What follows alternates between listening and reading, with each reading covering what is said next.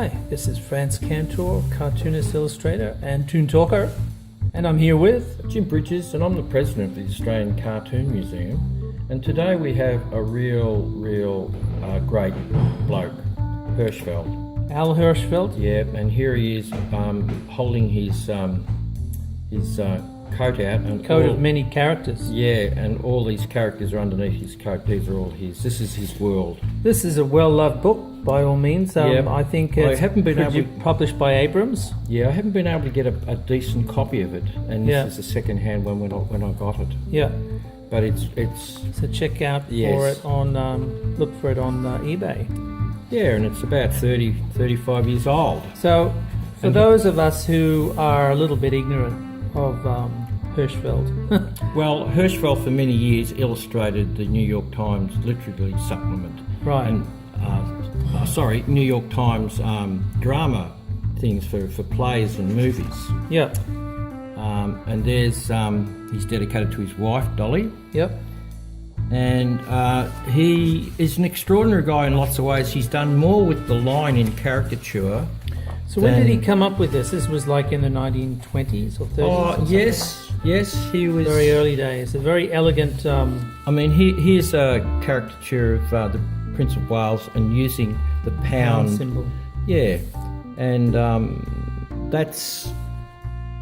So he has this very elegant use of, you can tell from the hands and that very elegant line. Yeah, and the ruffle and stuff, he really knows how to use line. Yeah. And this is...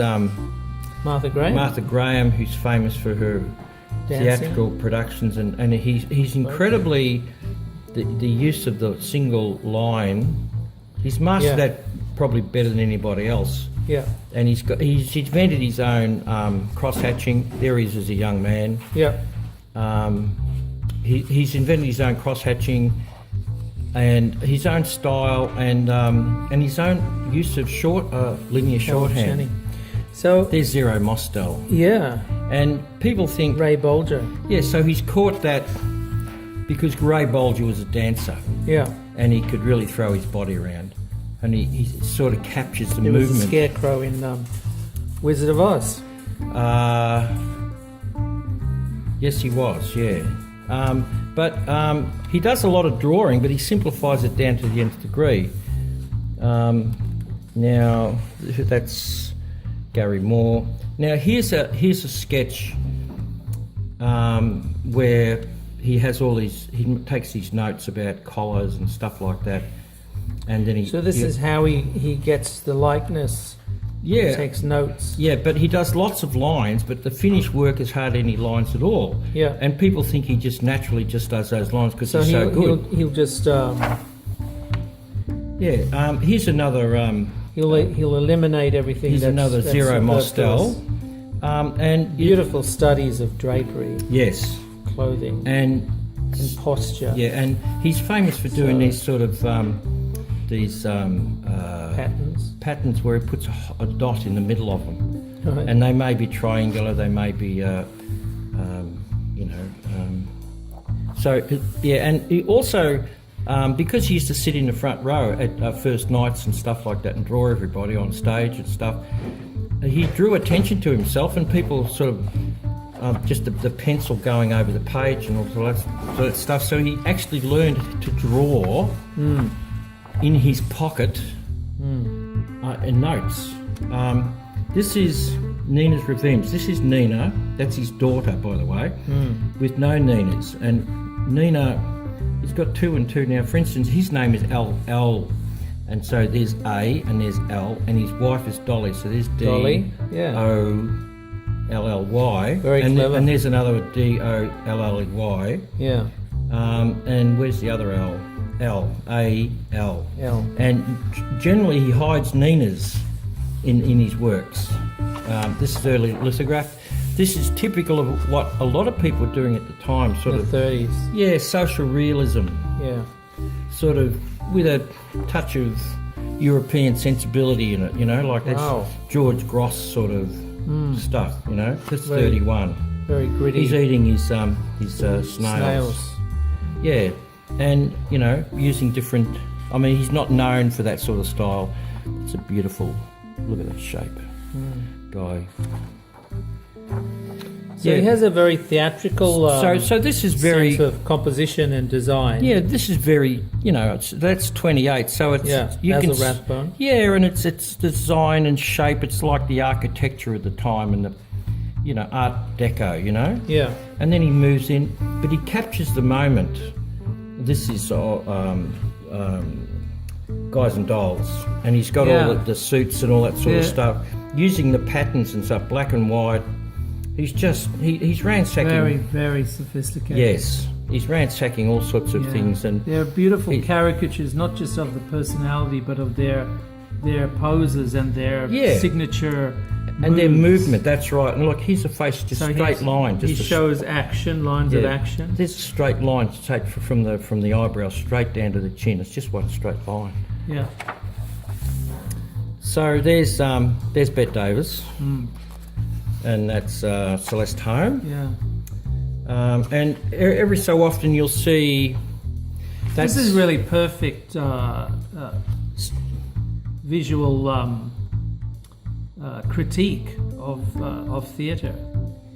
Yeah, well, that's Lottie Lenya, who was actually in the original Three Penny Opera, but she was also in Dr. No. She was that Russian woman who had the poison thing in her shoe. Oh, right. And she was married to Kurt Weill, who did the music, and he went to America to get away from the Nazis. And there's Brecht, the playwright, and there are all the people that sit there in the play. Yeah. And there's the Peter Cook, Jonathan Miller, Dudley Moore. There's Dudley Moore, Peter Cook, early ones from Beyond the Fringe. And they're gorgeous, aren't they? And there's Barbara Streisand. Yeah, looking in the mirror, seeing the real Fanny Bryce. Peter Ustinov. Yeah. It's Porgy and Bess. Look at the movement. Yeah. The hands. Lovely. So he was a great inspiration to Disney, of course, with Fantasia 2000. Yeah, they used his style Rhapsody in the Blue. Rhapsody in Blue. Yeah, but for dancing in particular, look at this. Yeah. Look at the kneecaps and stuff. The sheer. He definitely understands movement. Yes, yeah, more than any other cartoonist or caricaturist in particular. Yeah, and look at Art Carney. Yeah, look at all the versions that's going on here. He captures movement. When you do caricatures, you hardest kind of thing to- look for signature expressions and signature poses of the body. Yeah. And he's definitely able to capture that. He has a signature pose of Art Carney, signature expression, and you're able to immediately recognize it with a economy of line. Yeah. So economy of detail, which is sort of like a reductive process of design, of graphic design, and a masterful use of composition, and an animator's eye in terms of action. Yes, and so just look at that beautiful one line, and then you've got all that jagged just cutting through it. And the shorthand, he invents gestures shorthand, are magnificent. especially with eyes and Yeah. stuff. These are really, really clever studies, very, very clever illustrations. And for instance here, it's got Philadelphia, he did this in Philadelphia, and it's got number 3 at the end of his, and there's a 3 there, and that means that there's 3 Ninas, and Nina is his daughter, so there's a Nina here, there's a Nina in here, there's a Nina in the hair up here. I don't know if you can see it. We'll just move it up to the camera. So is this sort of like a Jeff Hook moment? So if we'll just lift up Look at beautiful Angela pattern. Lansbury, and just in her hair there's the word Nina. Yeah. So he hides these in folds Yeah. and lines and stuff. And sometimes he's gone up to about 13. Wow. And of course people can't find them all, and they get really cheesed off. So that makes the reading of the illustration a game.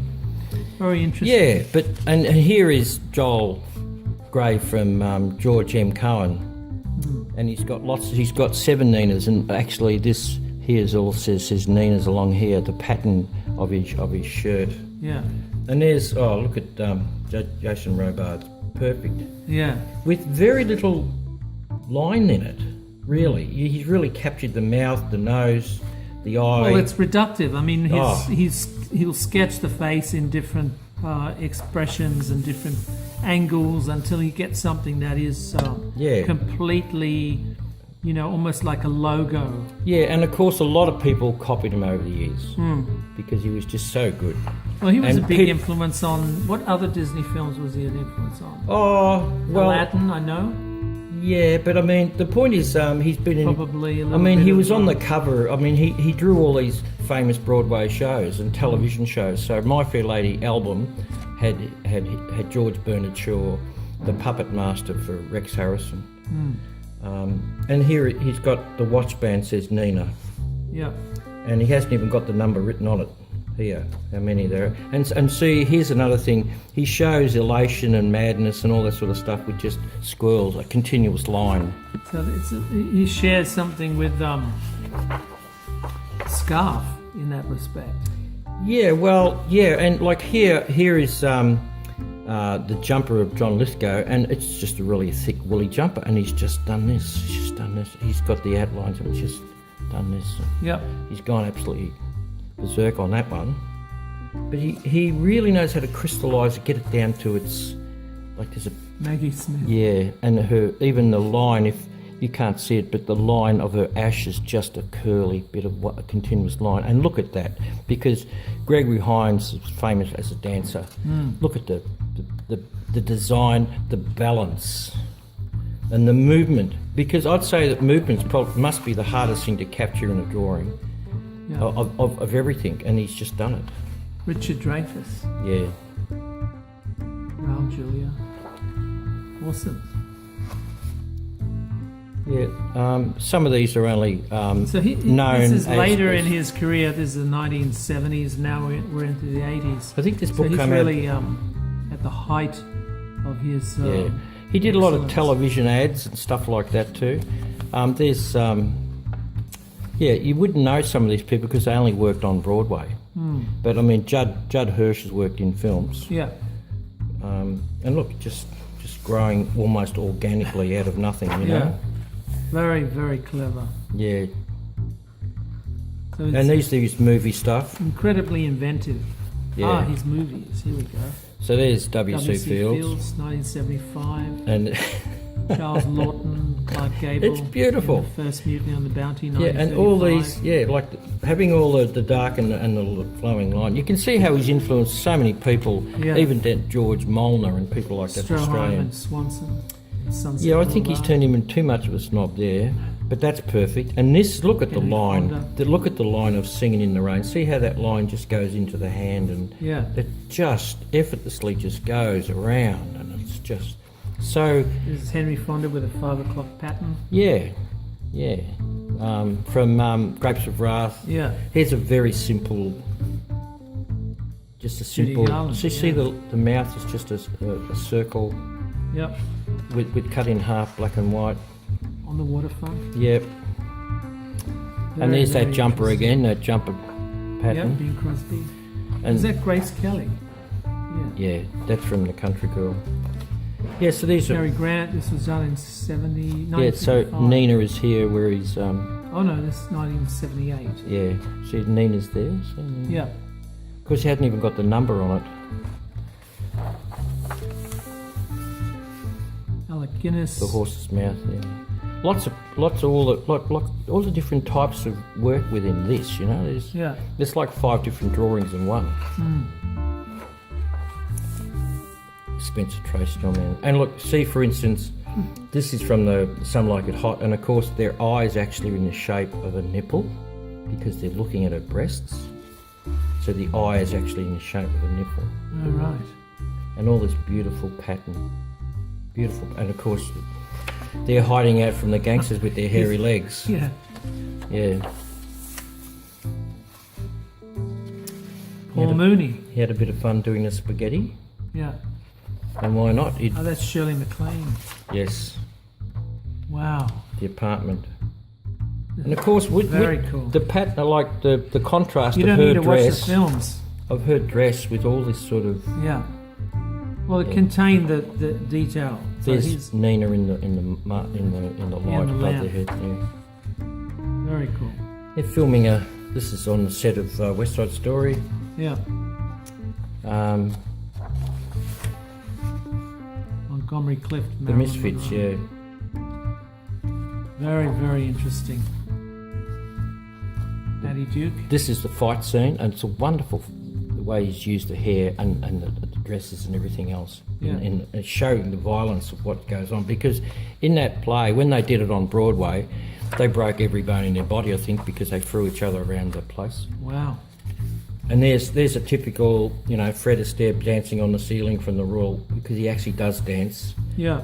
On the ceiling and on the walls, and of course it captures the whole panache of the man. The liquid nature of his moves. Yeah, but what would you say about Bob Hope's liquid nature of his moves? Well, he's not my favourite Martian. I don't know about yours. Yeah, so here is Emma Ledouce. Here is Deborah Carr, and her eyes are jealous. She's looking at the... Oh. See how he draws eyes. Look how inventive he is with the profiles. I mean, it's not often that you get a chance to really explore profiles in caricature. That's right, because they're all 3/4. But here, she's one of the most beautiful women in the world, Ava Gardner. Yeah.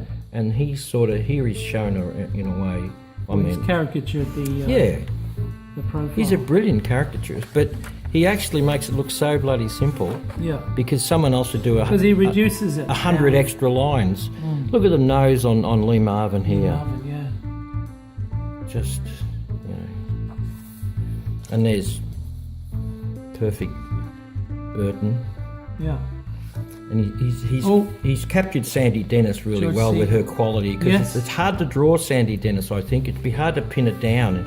She's all little pin eyes and teeth. Caught her beautifully. Yeah. And Julie Christie. Yeah, and this is a famous picture. See her eyes are just one continuous line that's curved around. Katharine Hepburn, Yeah. Yeah, and the combination of the contrast of see her eyes again, it's just one continuous line with some combing off the top. And just loves pattern, loves it. And Goldie Hawn, perfect with the eyes. The other eyes, see how they curl into the spiral? Yeah.